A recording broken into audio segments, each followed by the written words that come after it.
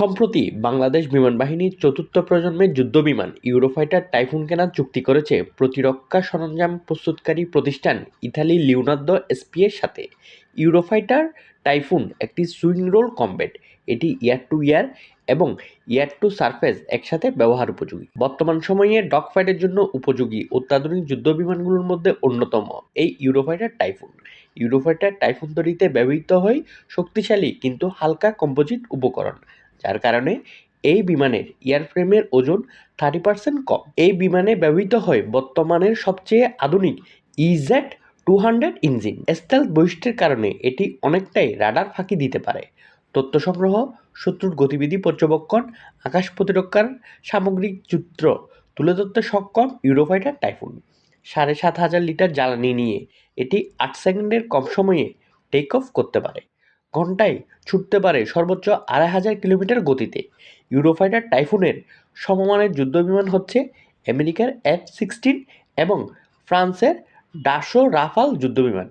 বর্তমান সময়ে বিশ্বের যে দেশগুলোতে ইউরোফাইটার যুদ্ধবিমান আছে সেগুলো হচ্ছে যুক্তরাজ্য, Germany, Italy, Spain, Austria, Saudi Arab, Qatar, Kuwait এবং Oman.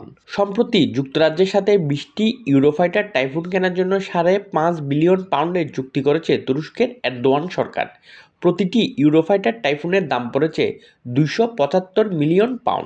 Leonardo SP Italy, BA system এবং এয়ারবাস ডিফেন্স অ্যান্ড স্পেস কোম্পানির কনসোর্টিয়াম ইউরোফাইটার জিএমবিএইচ এর অধীনে তৈরি ও বাজারজাত হয় ইউরোফাইটার টাইফুন। প্রশিক্ষণ, পরিবহন এবং যুদ্ধের জন্য ব্যবহার উপযোগী বিমানসহ সব মিলিয়ে বাংলাদেশ বিমান বাহিনীর কাছে বিমান আছে 212টি।